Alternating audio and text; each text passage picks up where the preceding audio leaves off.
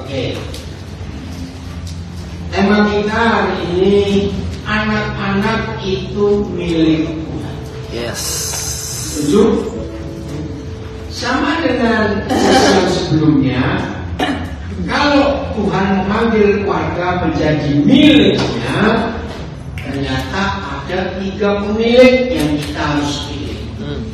Sama dengan anak. Seharusnya yang pertama, semua anak itu milik siapa? Loh, jawab. Milik siapa seharusnya? Seharusnya semua anak itu milik siapa? Milik Tuhan. Kenapa? Karena nggak ada orang bisa buat anak. Bisa. Pesawat bisa, anak bisa, betul? Apa saja yang pernah dibuat oleh sebuah pabrik atau sebuah produksi, maka itu menandakan milik yang buat. Betul? Nah, sama. Kalau anak-anak kita tidak jadi milik Tuhan, tinggal berapa pemilik yang sudah pilih? Jawab, tinggal berapa pemilik? 2. Siapa? Kita dan setan. Kita, papa mamanya, dengan si Buyuk, si jahat ini. Pernah satu kali saya diskusi. Kalau begitu Pak Pendeta, kan masih lebih lumayan. Anak-anak itu milik kami orang tua daripada milik setan. Saya jawab, kita dengan setan sama goblok sama jahatnya. Nah, itu baru sih jadi dengar ini. Justru salah kalau kita papa mama berkata, kan masih lebih baik jadi milik kita papa mamanya daripada milik setan. Saya jawab tidak. Sebab yang namanya manusia ini sama bodohnya, sama jahatnya dengan setan. Kenapa? Jujur, secara umum, banyak atau sedikit papa mama egois. Iya. Jawab dong. Ketika kita egois, anak itu milik kita, itu artinya Tuhan please, jangan ikut campur. Ini urusan.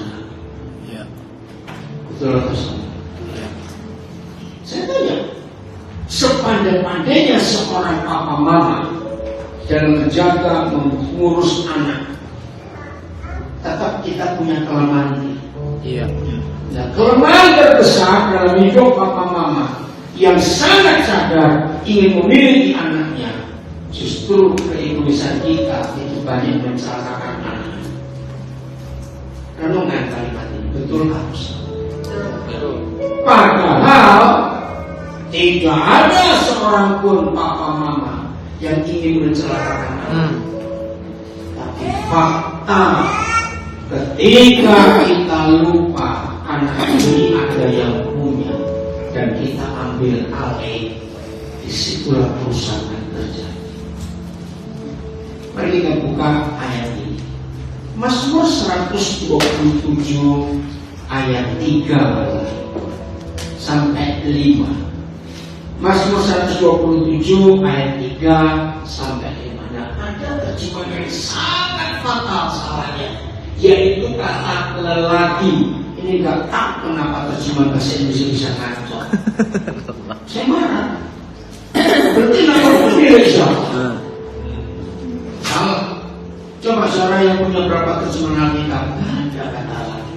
Karena ada terjemahan juga. Oke, mau King James sama apa tadi ya? Coba, ada.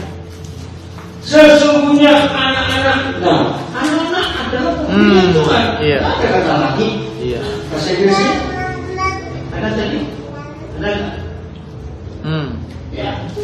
Salah juga. Ya, bukan. Salah itu. Enggak. Semuanya anak-anak itu milik Tuhan. Lagi coba. Nah, di situ kamu lihat Pak Filipus nanyakan apa? Ada nggak? Terjemahannya? Di TL nggak ada laki-laki, BIS nggak ada laki-laki. Nggak baca ya? Terjemahan lama, bahwasanya anak-anak itulah bagian pusaka dari Tuhan. Nah, anak-anak, oke, terima kasih. Kita sudah cukup ya. Kita lanjut. Anak-anak itu milik pusaka. Ini heritage. Oke, mari kita renungkan. Mendengar kata pusaka, itu langsung mikir apa di benak kita? Pusaka. Warisan, banggaan. Warisan, kebanggaan. Mendengar kata pusaka itu bernilai atau murah? Iya, bernilai. Sangat bernilai. Anak-anak. Nah, setan paling benci kalau ada anak-anak dimiliki oleh Tuhan. Maaf, saya harus bongkar ini. Seandainya ada yang pernah alami waktu mendengar pelajaran ini, baik yang di rumah maupun yang ada di Gadok Bogor ini, ayat ini muncul pertama kali pada tahun 78. Tiba-tiba di satu bulan yang sama. Ini salah satu cara Tuhan ngajar saya. Di satu bulan yang sama, saya itu menghadapi banyak anak-anak pertama. Anak pertama ya, baik tunggal maupun yang punya adik. Itu nakalnya luar biasa, baik anak perempuan maupun anak laki. Sampai sini bergemes tuh. Kok ada anak kayak begini? Contoh, anak-anak model begini tidak pernah berkata jadi. Nah, pokoknya tidak. Apapun tidak. Terus hobinya suka ngelototin bapak. Terus serius. Dulu pokoknya bulan gitu tuh saya tuh membuat kasus. Dan ini buat saya bertanya-tanya, kenapa anak pertama semua? Mandelnya. Terus yang kalau jalan lihat pohon, lihat bunga, punya kehidupan, lihat ada anak ayam, lihat ada anak anjing, terus lihat ada cicak yang jatuh, anak burung, itu cenderungnya merusak, sudah. Tanahnya itu urus. Bayangin, satu kali saya lihat ada anak yang kecil, anak ini sampai dicampur, akhirnya putus. Ngeri. Nah, ini salah satu kebiasaan saya. Roh Kudus saja. Saya sangat beriman. Semua kasus yang ada di hidup sehari-hari, jawabannya pasti ada di Alkitab. Amin. Kalau saya tanya, kok bisa ada anak model begini?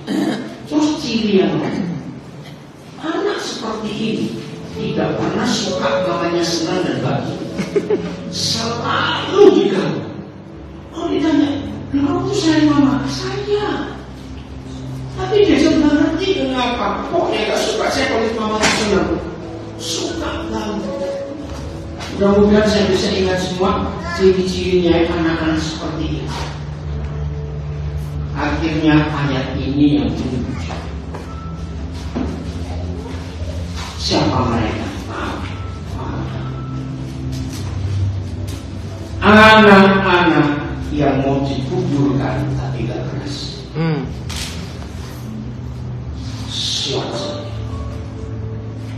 Jadi anak-anak yang sudah dalam kandungan itu kan tetap milik Tuhan dan pusaka Tuhan. Dan ketika Tuhan titipkan kepada orang tua itu, orang tua ini tidak suka. Setelah itu saya menemukan jawaban. Semua anak yang pernah ditolak dalam kandungan. Kenapa? Ini kan kalau anak-anak itu milik pusaka daripada Tuhan dan dititipkan Tuhan, dan kita tak mau. Siapa yang memilih? Siapa yang memilih? Setan. Berarti ketika anak-anak itu yang harusnya kita jaga, kita sayangi, kita bela, kita lindungi, kita tolak, setan ambil. maka itu karakter setan ada di anak-anak ini. Wih, saya kaget. Nah, sejak tahun 78 itu kemana saja saya ngajak bicara ini. Sampai satu kali di Linggarjati Cirebon tahun 90 bulan Mei, kami ada seminar hamba-hamba Tuhan ya, untuk bagian Jawa Tengah, bagian Utara ya, dari Kalongan, Brebes sampai Cirebon. Nah, saya cerita soal ini. Wih, ada seorang gembala marah. Dia bentak saya, bapak-bapak, ini ngomong tidak Alkitab. Terus istrinya menenangkan dia. Jadi terjadi perdebatan di situ sampai sesi saya jadi kacau. Istrinya berdiri setelah mendengar penjelasan itu atas nama suami saya. Saya minta maaf pada pendeta Daniel dan pada semua peserta hamba Tuhan. Saya paling tahu. Lalu dia cerita, anak mereka ketiga itu ketahuan hamil waktu si pendeta lagi pelayanan ke Sulawesi. Nah, istrinya ada di Cirebon, nggak ikut. Nah, dia merasa nggak enak sebab anak pertama, kedua sudah belasan tahun. Jadi dia nggak sadar kalau dia hamil lagi. Nah, anak ketiga ini ciri-cirinya persis yang saya katakan. Nah, saya kasih. Nah, ketika istrinya periksa ke dokter, suaminya lagi tidak itu. Dokter bilang, ibu hamil sudah 3 bulan ini. Kaget nggak? Hah? Terus dokter itu nawari, ini masih bisa kok digugurkan. Dalam hati, ya nggak apa-apa juga ya, karena toh sudah belum anak dan dia sadar bagaimana kehidupan sebagai keluarga hamba Tuhan. Jadi dia cuma batin, ya nggak apa-apa juga kali ya. Saudara, ternyata anak ini kurang ajarnya luar biasa. Ada 2 kakaknya, ada papa mamanya. Sampai di dalam gereja itu gembala ini malu kok punya anak perempuan tadi. Nakalnya luar biasa, susah ditundukkan. Berani lawan.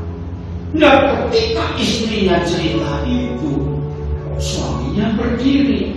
Kenapa kamu gak bilang kalau itu terjadi? Oh, terjadi diskusi di antara mereka 2. Kami itu bilang, loh kan saya gak jadi mengukurkan rasa kok ini hamba Tuhan. Akhirnya terbuka hal baru bagi peserta. Bayangkan baru batin saja. Gak apa-apa yang dituturkan. Setan langsung ambil anak.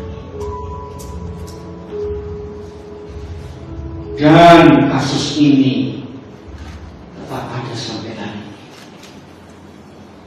Maka itu saudara, kalau sampai ada orang ibu hamil dan tidak suka anak ini, cepat bereskan. Ada 3 langkah cara menyelesaikan. 1, mama papa harus bertobat minta ampun kepada Tuhan, karena Tuhan titip pusakanya, tapi kita tidak suka. Nah, bertobat sungguh. Yang kedua, temui anak itu, doakan. Nah ini, kalau masih di bawah 10 tahun masih bagus, karena anak itu belum ngerti. Dan saya pernah bereskan, ini anak umur hampir 50 tahun. Papa mama sudah hampir 80 tahun. Tapi anak ini bikin masalah di keluarga besar. Nah, ketika dengar firman ini, saya bilang gak bisa, harus tetap mati. Walaupun anak umur hampir 50. Wih, anak ini makin marah. Tapi saya tenangkan dia. Kamu harus dengar dulu, apa alasan papa mamamu waktu kamu hamil sampai begitu. mamanya cerita, papanya cerita, waktu itu ekonomi kami berat sekali. Rasanya kami nggak sanggup kalau merawat melihara anak saja. Wih, terjadi pemulihan, dia sudah dewasa sudah. Tapi tetap harus. Langkah kedua saya ulangi, papa mama mesti minta maaf pada anak ini. Bahwa kami dulu pernah ingin buang kamu. Minta maaf pada anak itu, ngaku salah.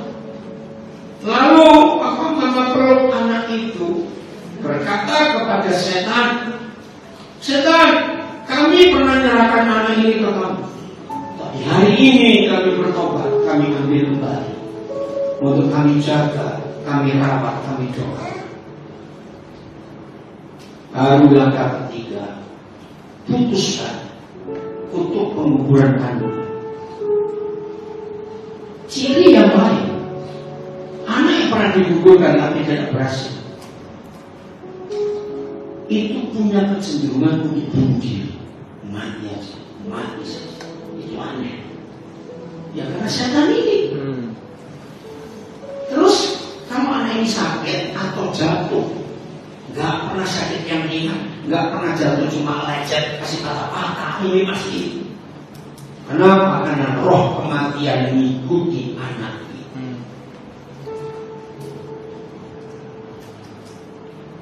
Tahun 78 itu ketika pertama kali saya mulai menemukan ini, saya betul-betul harus hati-hati. Ya, apa yang hati-hati? Saya mencari kasus. 78 saya masih sangat muda. Saya lahir tahun 56. Saya cari kasus kepada keluarga yang saya kenal, ingin tahu. Nah, akhirnya keluarga pertama, keluarga ini punya 5 anak, anak 5 meninggal, tinggal 4. Nah, anak nomor 3 itu beda dengan 2 anaknya, dengan 3 anak yang lain. Baik secara penampilan, secara warna kulit, beda. Nah, keluarga ini dengar kebenaran itu, lalu mereka cerita. Waktu kami ambil anak ketiga, itu rata-rata biasanya karena ekonomi dasar. Nah ini karena keluarga Tionghoa, maka mereka datang ke seorang sinsen dan memberi ramuan-ramuan untuk menggugurkan anak ini. Saya tak tahu orang banyak. Ternyata anak ini enggak gugur, tapi makin sehat karena ramuan sinsen itu. Jadi di antara 4 anak ini yang paling gede, paling sehat. Ya sinsennya salah.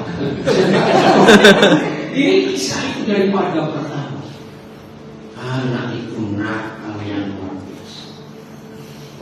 Puji Tuhan orang tuanya mau menyadari. Kalau itu anaknya berumur 8 tahun. Ini apa? Kasus-kasus ini, saudara, jadi kecenderungan bunuh dirinya kuat. Pokoknya celakanya itu aneh. Jangan anggap anak-anak masih bayi gak ngerti apa-apa dalam kandungan. Salah besar. Sejak dalam kandungan mereka bisa dengar apa yang kita ngomong. Dan itu mereka. Bahkan setelah lahir pun nyerap semua yang dilihat oleh mata anak ini, didengar oleh anak ini, nyerap semua. Contohnya ada kasus ini salah satu jemaat saya. Saya pernah jadi gembala, hampir 14 tahun. Tiba-tiba dia datang kepada saya, Om, saya mau menikah. Oh bagus, kasih tahu Om, kamu belum punya pacar. Justru itu, maksudnya saya kalau menikah nanti dulu istri saya. Aneh tak? Pacar belum punya, menikah juga belum. Kok tante ingin bunuh istri? Saya berguyon. Loh kamu tuh mabuk apa saja? Istri siapa yang mau bunuh? Istri saya nanti. Nah itu, makanya saudara, hampir 90% kota-kota yang saya katakan itu bukan teori, tapi saya menghadapi fakta sehari-hari. Dan saya aplikasikan di Alkitab jawabannya. Nah, buat saya kasus lagi. Oke, coba kamu cerita alasanmu. Bagaimana kamu belum menikah, kok kok tiba-tiba kalau menikah kamu bunuh istri? Anak ini cerita, waktu masih kecil kok, saya lihat papa mama bertengkar. Papa ambil gunting dan mau tusuk mama. Mama menghindar, kena kusen pintu kamar mereka. Hah? Kamu umur berapa? Gak ingat. Dan salah satu kebiasaan saya, kalau saya mau masuk kamar mereka, saya tuh ingin pegang bekas gunting, tapi tangan saya belum nyampe. Wah, sebenarnya ini kasus menarik. Nah, pas waktu itu kebetulan orang ini belum bidana. Jadi anak ini sudah hampir umur 20-an, masih tinggal di rumah itu. Wah, kalau itu mesti ketemu papa mama. Jangan. Saya tahu mereka nggak tahu kalau saya ingat kejadian itu. Tapi kalau ini nggak kamu selesaikan, kamu nggak akan menikah. Karena trauma itu tadi. Begitu ribet, jadi pasti. Nah, jadi penolakan anak nggak cuma waktu dalam kandungan. Dia sedang bilang berpacar. Akhirnya puji Tuhan anak ini ngerti. Nah, zaman itu belum ada handphone, orang nggak semua punya telepon di rumah. Saya datangi sama anak ini pas mamanya di rumah, papanya nggak ada. Oke, saya lebih baik dia supaya papanya nggak rasa malu karena dia mau musuh mamanya. Terus saya bilang, anak ini ingin menikah tapi takut ya dia sama mama. Iya, sudah jadi terus saya bilang kenapa nggak takut? Saya bilang, kasih tahu nggak sebenarnya? Nggak tahu, mana betul anak ini. Kalau saya cerita, wajah mamanya berubah. Pertanyaan pertama, jadi kamu tahu dan masih ingat? Anak ini kan tenang sejenak, lalu saya mulai berbicara. Boleh nggak, Cik, kita bertiga ke kamar ini? Nggak jawab tapi berdiri. Saya ngikuti. Nah begitu mau masuk kamar, saya bilang anak ini, tolong jangan tunjukkan mama bekas gunting itu. Ketika anak ini pegang bekas gunting itu, mamanya muncul, tutup wajahnya lalu terduduk di lantai. Saya ajak anak ini duduk juga, saya juga duduk gonjongan itu. Saya biarkan mamanya menangis supaya lega. Cukup lama saya menunggu. Saya bilang pada anak ini, kalau mamamu maafkan bersama papamu juga, maafkan mereka atas kejadian ini. Lama sudah. Puji Tuhan akhirnya reda. Masuk nangis terus. Lalu kami kembali ke ruang tamu. Biasa mamanya bukan minuman. Lalu saya tanya, setelah selesai doa, Cik, kira-kira umur berapa kejadian ini? Anak ini loh. Jawaban begini, pokoknya saya ingat dia belum punya adik. Nah, mulai ketemu ya, saya ngitung. Nah, anak kedua lahir, kakak ini umur berapa? Hampir 3 tahun. Wow. Saya tarik mundur, kurangi 9 bulan. Shock. 2 tahun lebih. Ayo, logika kita tahu apa anak segitu. Dari situ saya belajar. Saya ini belajar psikologi bukan di kampus, bukan di buku, di Alkitab. Ada banyak ayat-ayat tentang psikologi dalam Alkitab. Dahsyat sekali. Nah, buat saya ini pelajaran psikologi yang luar biasa. Anak 2 tahunan masih merekam kejadian papanya menusuk mamanya. Puji Tuhan, desa sudah punya cucu. Waktu mereka menikah saya berkata, karena luar biasa. Ini masih ingat zaman Firaun dan zaman Herodes? Nah, ada kesamaan dari 2 raja perang ajar. membunuh bayi-bayi. Iya. Betul? Waktu Musa lahir dan sebagainya. Nah, kalau Alkitab menulis itu, artinya setan-setan yang pernah pakai Firaun dan pakai Herodes itu masih bekerja sampai hari ini untuk membunuh anak-anak kita. Dari kemarin malam sampai tadi siang itu sesi di grup kami, grup WA, lagi membahas seorang anak. Papa mamanya asli Surabaya, tapi mereka menikah di Amerika dan punya 2 anak yang lahir di Amerika. Berarti anak ini warga negara Amerika. Tapi kasus berantem hampir tiap hari. Akhirnya papanya ditangkap FBI, masuk penjara karena kekerasan. Nah, waktu papanya di penjara, anak pertama ini 3 tahun lebih sedikit. Adiknya baru lahir. Mamanya nggak bisa merawat. Lalu anak pertama dipulangkan ke Indonesia, dititipkan mak dan engkongnya di Surabaya.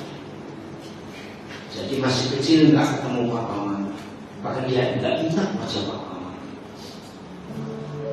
Nah, suatu hari, ya, itu kira tahun 2013, ada seorang yang telepon istri saya pertama. Dia cerita, dia bilang ada teman saya yang tinggal di Nabire dan Pak Jenderal pernah tolong dan mereka berhasil secara. Nah, saya ingin cerita di Nabire itu ya istri saya. Ya silakan, kamu tinggal. Kamu tinggal di mana? Ya tinggal di rumah dulu sampai kamu bisa dapat kerjaan. Dia cerita dapat kerjaan dan dia manggil kami Papi Mami orang ini. Nah, dia cerita, saya sudah menikah, cuma cerai. Ya kesalahan saya, dan saya nggak tahu keluarga saya di mana. Itu 2013. 2016 bulan November, kami mau ke Amerika. Tiba-tiba anak ini bilang, Pak, Mam, ternyata keluarga saya masih di Amerika. Loh, kok baru ngomong sekarang? Kan kamu tahu setiap tahun berapa kali kami di Amerika. Ya saya baru dapat kabar di sebuah kota yang ngomong Philadelphia. Oh, siapa nama istrimu ini? Loh, kamu tahu nggak ke gereja mana? Enggak. Wah, istri saya semangat sekali. Kami sampai di gereja yang undang kami malu. Terus istri saya tanya, kamu kenal orang ini? Dia kenal sekali, cuma sini. Oh iya. Kenapa? Dia bingung. Suaminya ada dengan kami sudah 3 tahun lebih.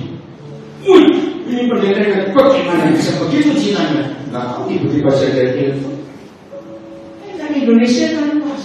Tapi tiba-tiba dia bisa kenal. Saudara, istri saya semangat sekali. Boleh nggak kamu panggil istrinya? Begitu pertama kali ketemu, karena dia sudah dengar dari pendetanya, kalau mantan suaminya dari rumah. Pertanyaan pertama istrinya, bagaimana ceritanya bajingan itu bisa tinggal di rumah? Saudara, terus dia cerita, air mata nggak pernah berhenti. Bagaimana penyiksaan dia alami, termasuk 2 anak. Sekarang anakmu gimana? Dia nggak mau ngaku. Takut kalau kami ketemu dengan bajingan kayak ini, kami nggak bisa masuk. Nah, waktu itu kami datang berempat, ada 2 anak rohani kami. Nah, 2 anak rohani kami itu tahu cerita ini. Yang satu itu dari Australia, betul-betul merasa kasihan. Bayangkan bagaimana anaknya. Tiba-tiba dia punya ide, Pak, coba ngomong ke mama. Jangan-jangan namanya William anak ini. William itu pernah minta, dan mama itu maaf masih ilegal, jadi nggak bisa keluar ini. Nah, mungkin William pernah minta hadiah, tapi belum dikirim. Oh, betul juga kamu punya ide. Akhirnya saya ngomong pada istri, ada mamanya. William pernah titip baju usia. Dia itu pernah minta iPhone dan kamera, tapi nggak ada orang titip. Itu dibawa saja. Senang bukan? Lalu kasih nomor teleponnya. Begitu sadar, jangan kamu ketemu dengan bapak. Sadar. istri saya meyakinkan enggak. Janji, ya kamu bisa buktikan.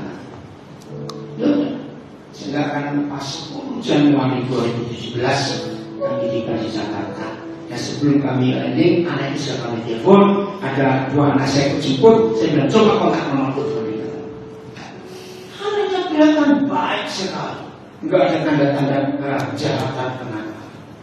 Nah, ketika saya berikan hadiah dari mamanya, saya bilang, Bel, boleh nggak kalau hari ini kamu panggil Papa?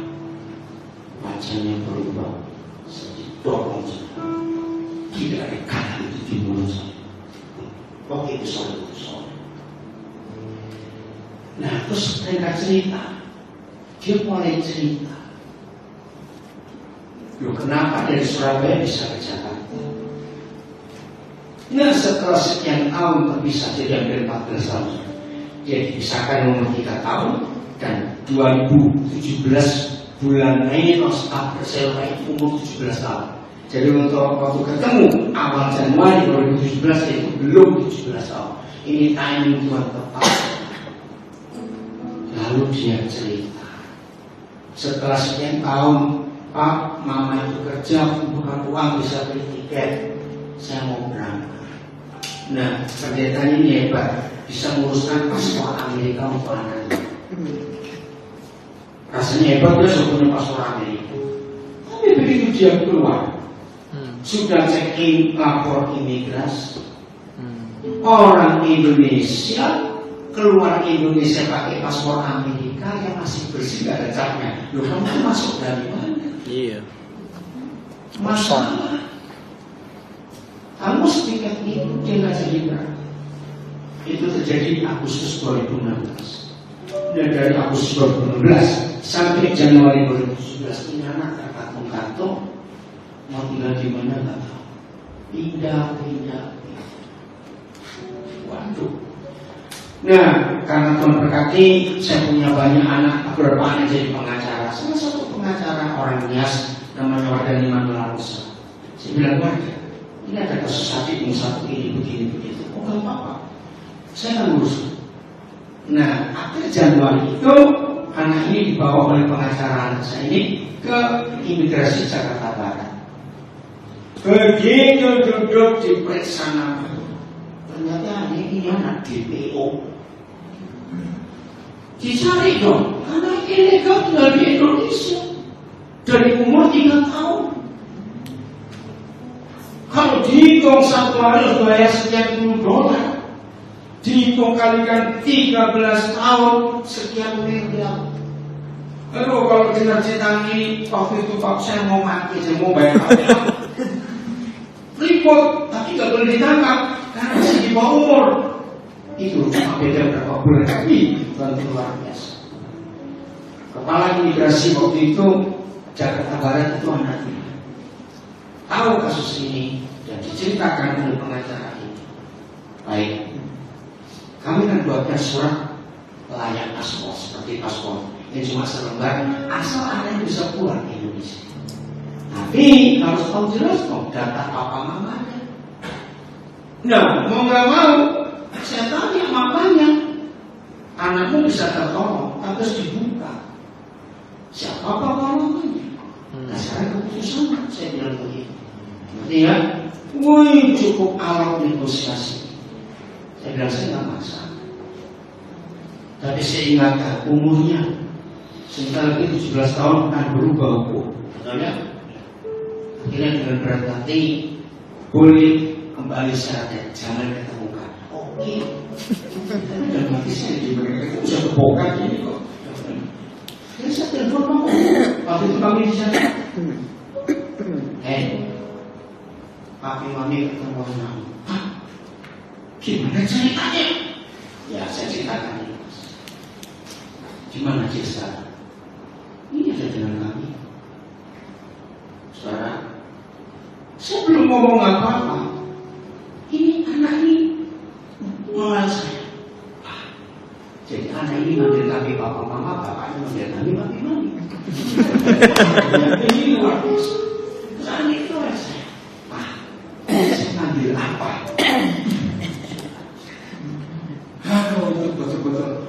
Kirim apa? Ya kan nggak pernah ketemu. Saya belum jawab. Ada bilang saya nggak dia sih. Terus ngomong. Akhirnya saya kasih teleponnya. Saya dengar papanya menangis, minta maaf mengenai begini. Nah ini masih ingat.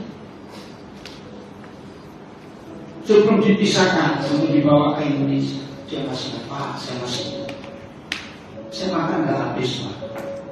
Itu kepala saya dimasukkan ke piring nasi. Oh, cerita banyak sekali. Iya, sudah selesai. Puji Tuhan, tanggal 7 Februari, surat layak paspor itu keluar. Mereka senang, mamanya dan gembalanya memberikan tiket untuk anak ini berangkat. Ya si papa ini kesenangan dengan anaknya bisa ke Amerika. Dan sudah diatur untuk berangkat. Ya, cuma saya juga, ya karena betul-betul surat kita, saya nggak tahu kalau umur surat itu cuma 7 hari sejak keluar. Nah papanya kesenangan, nggak panggil kami berangkat dari Nabire ke Jakarta naik kapal laut. Setelah umur 2 hari jalan, 5 hari, saya telepon nggak ada.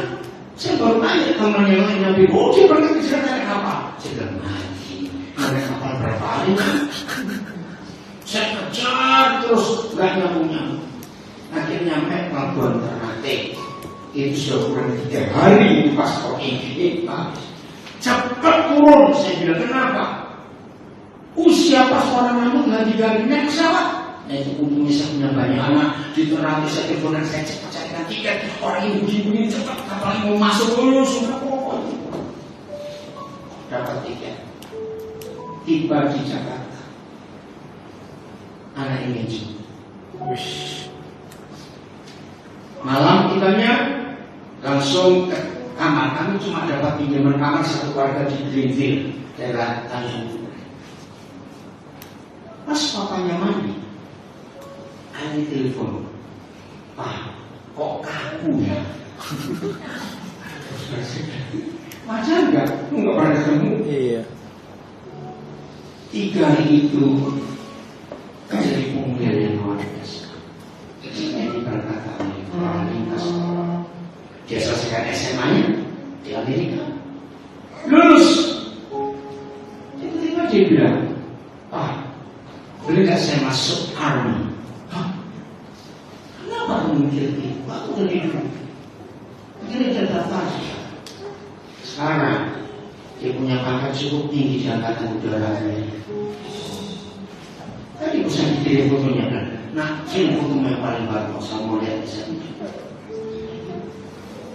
Nah, ketika pertama kali ketemu mamanya, adiknya kaku juga. Ya itu karena nggak pernah. Saya ber-13 tahun, dia ber-13 tahun pernah. Saya tanya gini, Pak, Tuhan itu jawab doanya siapa ya? Kok bisa ketemu seperti ini? Karena dia rasa heran. Heran nggak kalau kita lihat ini? Tapi 3 bulan pertama mama dan anak perang. Kalau saya sampai ribut ini kepalanya pun gimana ini kode. Nah perangnya hal-hal kecil. Ini hebatnya psikologi Alkitab. Buat mama ini, iya, anak ini masih kecil. Semua diurus.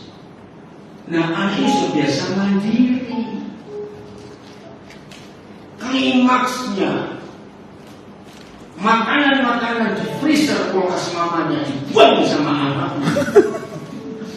Oh, saya saya nggak sanggup. Gimana urus anak ini nggak tahu susahnya orang kerja saya ini makanan dibuang semua. Ya saya telepon anaknya, Bil, kamu kok buang itu? Nangis lagi, nangis pak. Mama beli makanan kebanyakan saya nggak suka, ya expired semua. Ya saya mesti buang dong. Ya betul juga. Tapi gimana? Krumennya gimana sambungannya? Itu tadi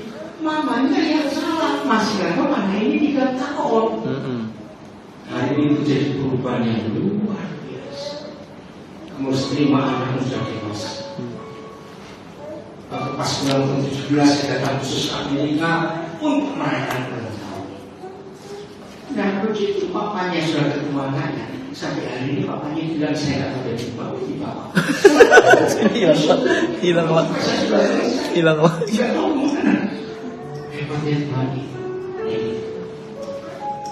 Maka itu anak-anak yang milik pusaka Tuhan, jaga baik-baik. Yes. Jangan jadi orang-orang hebat. Iya.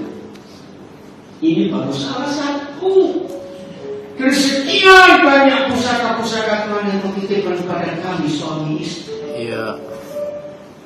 Cerita seperti anak ibadah di sini tadi dia melihat saya. Masih ingat kasus Verdi Sambo? Baradae, pengacaranya Ronita Lopesi, itu anak. Saya ketemu dia waktu dia kelas 2 SMP di Manokwari. Dalam keadaan nggak punya masa depan, karena dia ditinggal mati ayahnya umur 4 tahun, mamanya cuma pegawai negeri, gaji kecil, biayai 2 anak. Roni punya kakak perempuan namanya Jane Alves. Ketika saya ketemu Rogus bilang, rawat anak itu sekolah. Saya cari mamanya, ketemu, saya bilang ibu, mulai hari ini anak ini tanggung jawab saya. Mamanya senang. Waktu dia kelas 3 SMA, dia sudah pindah ke Manado, karena dia bilang, Pak, boleh nggak saya ikut koma biar mama silakan. Ya ternyata mamanya meninggal karena kanker. Jadi dia yang bilang, lulus SMA dia tanya saya, Pak boleh nggak saya ngambil dokter hukum? Silakan, karena dia punya visi. Nah, selesai hukum, ya Majalaya Jakarta, dia teruskan ke profesi pengacara. Begitu dia lulus pengacara, saya sudah senang. Awas kamu mengurus perceraian. Berani kamu mengurus perceraian, papa batalkan kamu jadi anak papa. Jangan. Nah, kasusnya naik terus, luar biasa. Berarti ya, itulah anak-anak yang luar biasa. Maka dari beberapa anak yang Tuhan percayakan kepada kami, ada beberapa anak itu hasil perkosaan, maaf. Jadi nggak tahu siapa bapaknya. Maka itu setelah saya tahu ayat ini, saya nggak peduli anak ini bagaimana jadinya, itu bukan urusan saya. Yang penting mereka sudah ada di dunia, berarti Tuhan punya rencana. Usahanya. Wow. Amin. Sekarang, maka itu ketika saya dapat terima ini, aduh ini luar biasa. Bagi yang belum tahu, saya beritahu kami nggak punya anak. Termasuk supir taksi kemarin kami tadi besok dia mau katakan jemput saya. Masa? Tidak, Bapak nggak bayar pun nggak apa-apa. Nggak sampai anti juga. Kenapa? Dia sudah apa di mobil saya. Mama Padang, Bapak Makassar, Bapak operasi. Nah, dia tanya, jadi Bapak nggak punya anak kandung? Jadi selama 3 kali ini ya, saya pergi dengan dia, saya ketemu anaknya, cici bukan anak kandung, bukan. Hebat. Ayo kita selamatkan sebanyak-banyaknya pusaka. Yes. Supaya mereka jadi orang-orang hebat. Ayat 4. Seperti anak-anak panah di tangan Allah, demikianlah anak-anak pada masa muda. Ya, ini saya dapat tahun 70-an, saudara, ayat ini. Maka itu di email saya pakai nama pendidik.pembidik. Nah, saya seorang pembidik. Kita lihat anak-anak, setajam-tajamnya anak panah, sekuat-kuatnya anak panah. Kalau nggak ada pembidiknya, mereka tahu nggak sasarannya. Apa mama adalah pembidik anak-anak panah. Tapi ini masalah. Kalau papa mama lupa bahwa anak-anak panah ini milik Tuhan, berarti papa mama bisa ngawur Yes. dengan anak panah. Wih, anaknya adik itu dokter hebat. Lalu paksakan mereka harus jadi dokter. Di Surabaya ada dokter spesialis mata lulusan Jerman. Tapi gak praktek dokter mata, buka toko besi. Ada aja. Jadi waktu saya ketemu salah mata bulan saya ketemu. Terlalu banyak pengalaman. Kalau jadi dokter spesialis mata dari Jerman betul. Iya. Dan kenapa kamu buka toko besi? Karena yang mau jadi dokter mata itu papa saya nggak suka. Jadi begitu lulus jasa saya kasih papa saya. Benar. Saat ini saya mau teruskan passion saya di mana? Makanya itu untung anak ini gak stres. Kalau anak yang melankolis stres loh. Iya. Betul nggak? Dan anak ini tipe sanguin. Jadi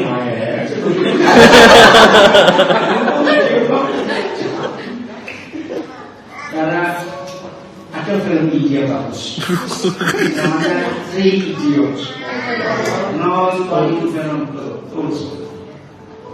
Jadi salah satu dari 3 anak gila ini itu anaknya rektor terkenal di akhirnya mati bunuh diri karena gak tahan ditekan papanya untuk ambil jurusan teknik supaya diteruskan kampus kita.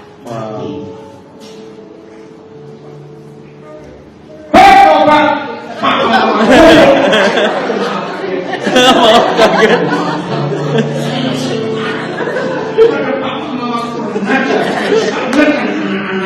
Iya.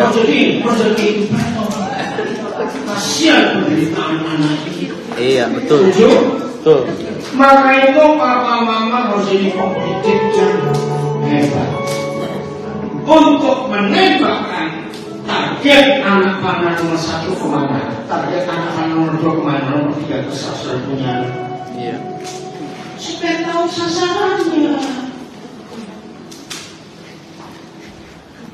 Kira-kira sampai di sini, saudara pernah ingat?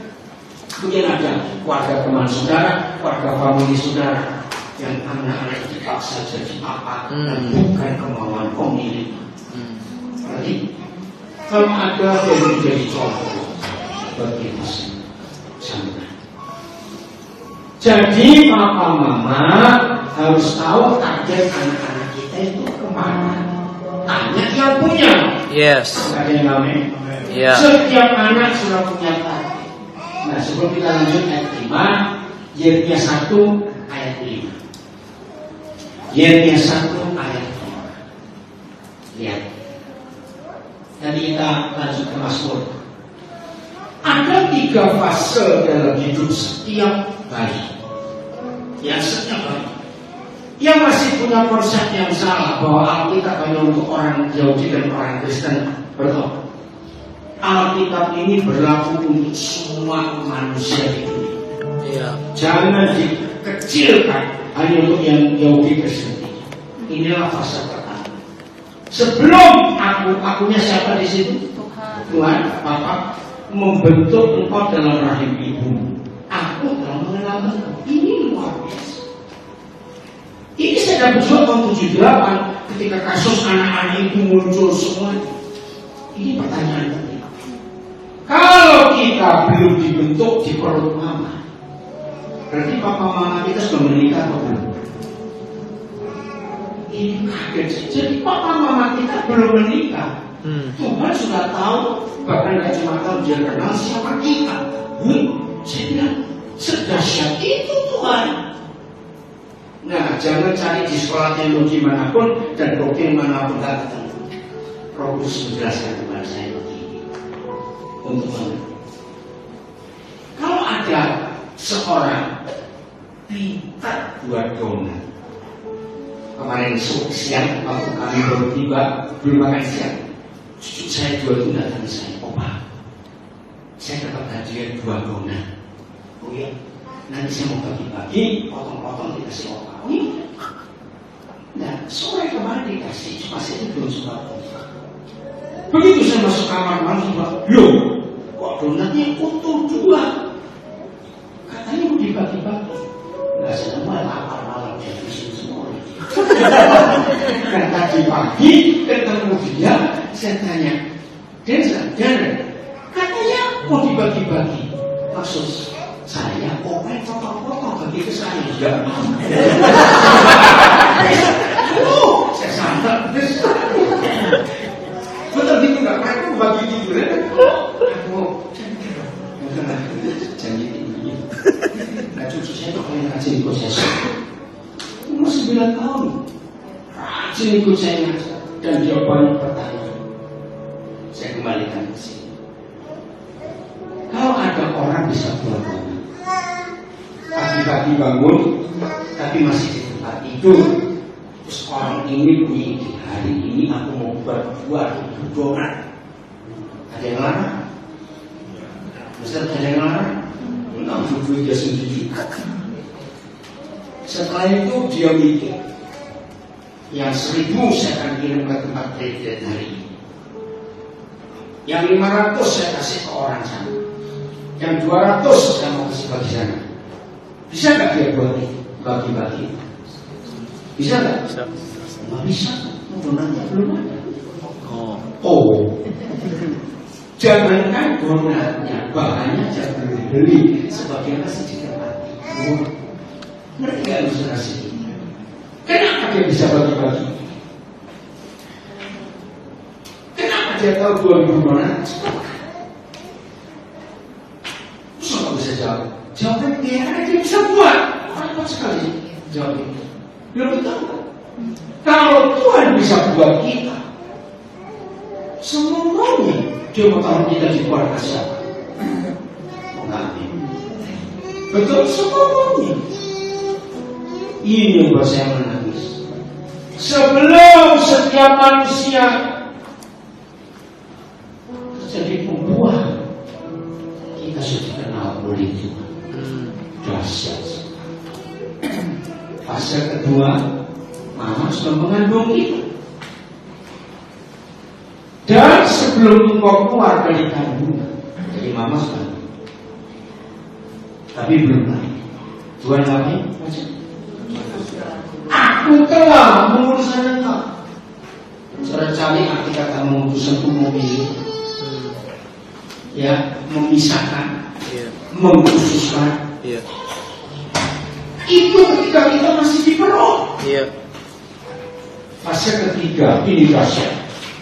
Aku aja. Aku telah menetapkan engkau. Nah, kata menetapkan ini destiny, tujuan akhir hidup kita sampai kemana. Jadi ketika kita Mama belum menikah, Papa belum menikah dengan Mama kita sudah dikenal. Setelah mereka menikah, Mama hamil kita, Papa sudah memutuskan kita. Begitu kita lahir, ada keputusan surga. Anak ini jadi apa, jadi apa, jadi apa. Dan ruang kerjanya di antara bangsa-bangsa. Maka itu saudara, jauh sebelum saya menikah, saya sudah punya rinduan, saya ingin punya banyak anak. Dan ketika Tuhan beri kami anak-anak, kami akan minta ikhlas anak yang kita dididik ke arah mana dan jadi apa. Setelah berjalan sekian puluh tahun, saya nggak ngitung berapa banyak anak, dan hampir semua profesi ada, tapi maling tidak. Jadi masalah apa saja? Ini hebat sekali. Dan salah satu kebahagiaan kami yang bukan anak kami, itu kalau kami menghadiri wisuda mereka. Itu menyenangkan sekali. Dan rata-rata mereka punya kalimat yang sama. Jadi apa kami ini kalau nggak ketemu Papa Mama? Dalam nggak arti kalimat itu? Jawab ya. Dan itu kebahagiaan kan? Maka itu berbahagia setiap saudara, khususnya anak-anak muda yang belum menikah ini. Mantan-mantan nabi, mantan penjara, hanya yang Tuhan bolehkan juga. Sebab kalau mereka di penjara bukan salah mereka. Sekian persentasenya selama orang tua yang mendidiknya salah. Maka itu saudara, saya ini punya pengalaman unik bersama istri saya melamar anak orang dari suku apa saja. Satu kali ada kami laki orang Maluku mendapat calon istri orang Batak. Saya ngomong apa aja. Sampai di rumah calon pengantin perempuan kami dibentak-bentak oleh opungnya anak istri saya. Sekian banyak suku di Indonesia kami sedang melamar, unik-unik semua. Urusan ini kaya dalam pengalaman yang luar biasa. Suku Dayak dan Dayak itu yang paling unik. Lamarannya 3 hari baru putus. Situs mana adabnya. Dan mereka jadi orang-orang hebat. Anak-anak. Oke, sampai di sini. Ada yang mau tanya? Sebelum kita selesaikan. Dan demikian, kembali ke Mazmur 127 ayat 5. Apa itu fungsinya papa mama untuk anak-anak panah? Ya, ayat 5. Berbahagialah, saya langsung ganti, papa mama yang telah membuat penuh tabung panahnya dengan semua sebanyak-banyaknya anak panah itu. Jauh sebelum saya menikah, Tuan Kris saya hobi ngumpulin anak panah. Dosen-dosen saya, para dosen psikologi, itu bukan profesor atau tidak, ya anak-anak yang buahnya itu jadi dosen saya belajar. Ya. Berbahagialah papa mama yang telah membuat penuh tabung panahnya dengan semua itu. Stop. Sehebat-hebatnya anak panah, sehebat-hebatnya pembidik. Catat. Tahu apa tabung panah? Bahasa Inggrisnya quiver. Setajam-tajamnya anak panah, sekuat-kuatnya anak panah, kalau tidak disimpan di dalam tabungnya, istilah akan lekang oleh waktu, rusak oleh cuaca. Ngerti?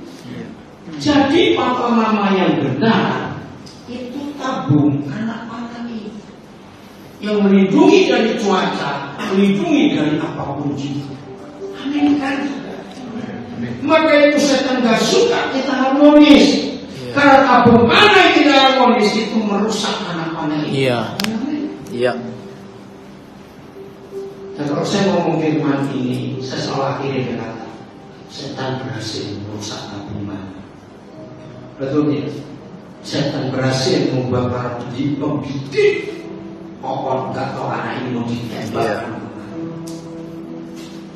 Dan apa yang terjadi kalau mama sadar anak ini itu milik Tuhan bukan milik sendiri, ini loh kalimatnya, maka orang tua seperti itu teruskan tidak akan tidak akan mendapat malu apabila berbicara dengan musuh-musuhnya. Maaf saudara, maaf, bukan untuk kami. Sekarang ini kami pergi kemana saja, orang-orang yang baru kenal kami, ayat ini mereka ucapkan, oh ini kok papa mamanya si A, papa mamanya si B. Ngerti gak maksudnya? Mereka itu orang-orang hebat. Ada di sana, ada di situ, jadi ini, jadi itu. Wih, luar biasa.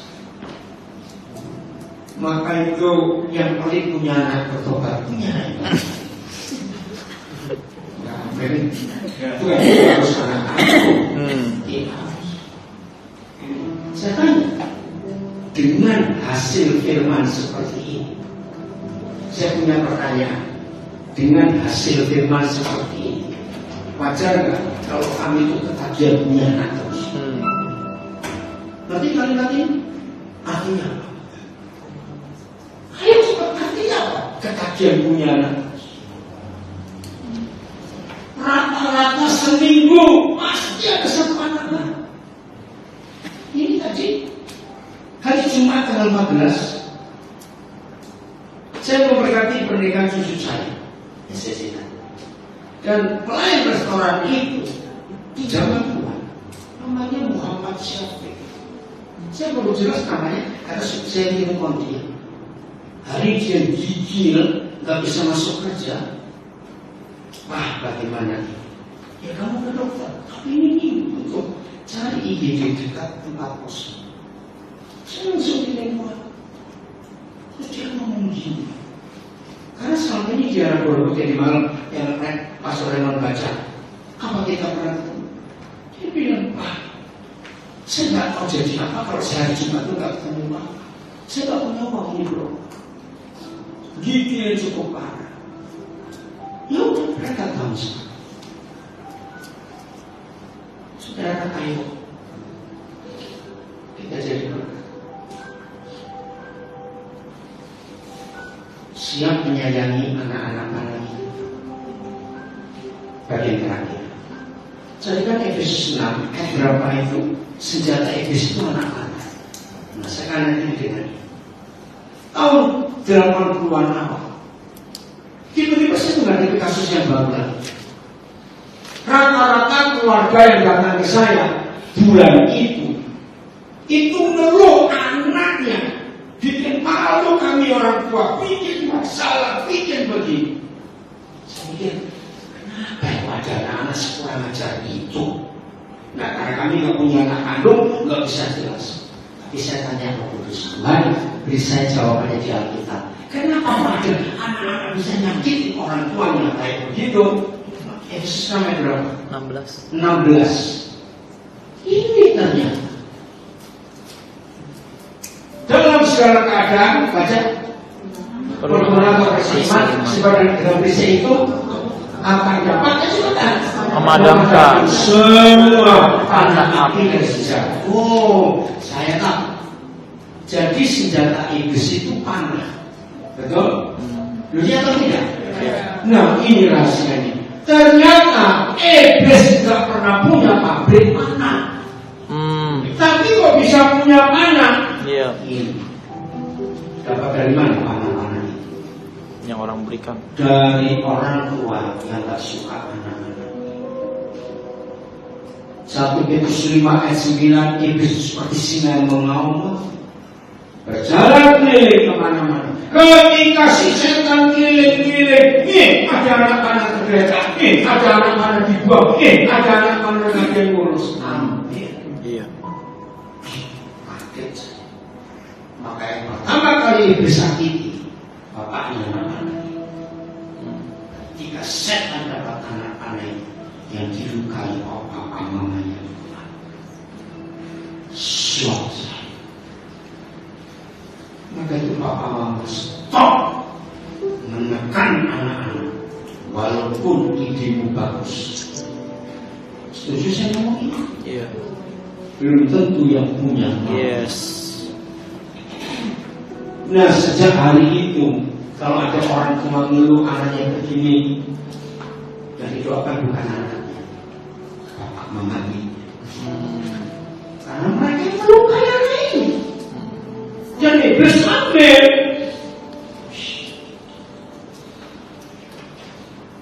Salah satu pelayan saya masuk ke dalam usaha ini di penjara. Hari Rabu tanggal 19 lusa. Saya akan ada di penjara Porong, Jawa Timur. Dan itu akan live untuk se-Indonesia. LPLP pakai Zoom. Luar biasa. Nah saya menemukan 80% lebih penyebab anak-anak masuk penjara itu karena orang tua. Wow. Iya betul. Ada datanya. Ada datanya. Betul. Maka itu bapak mama stop menyiksa anak-anak dengan keegoisan diri kita. Stop. Iya. Tadi pagi waktu sarapan ada satu ibu. Saya mulai takut dengan anak saya pertama begini beli kopi. Caranya cuma 3-1. Stop bikin anak ini. Karena anak ini saya tidak punya kepribadian. Mau belajar apa susah beli mamanya. Karena aku stop meneliti, stop berkata jangan, awas, harus stop semua. Tugasmu cuma melihatin. Ada yang salah, jangan mendikte, jangan pemerintah. Karena sebelum rusak. Akhirnya anak ini jadi takut mengerjakan apa takut salah. Karena di mata mamanya anak ini gak ada benernya. Wow. Kasihan. Saya nggak tahu siapa pernah sedang punya kasus dengan anak-anak ini. Anak-anak milik pusakanya. Iya. Dua kandungan itu hadiah. Jangan dimiliki, itu milik Tuhan.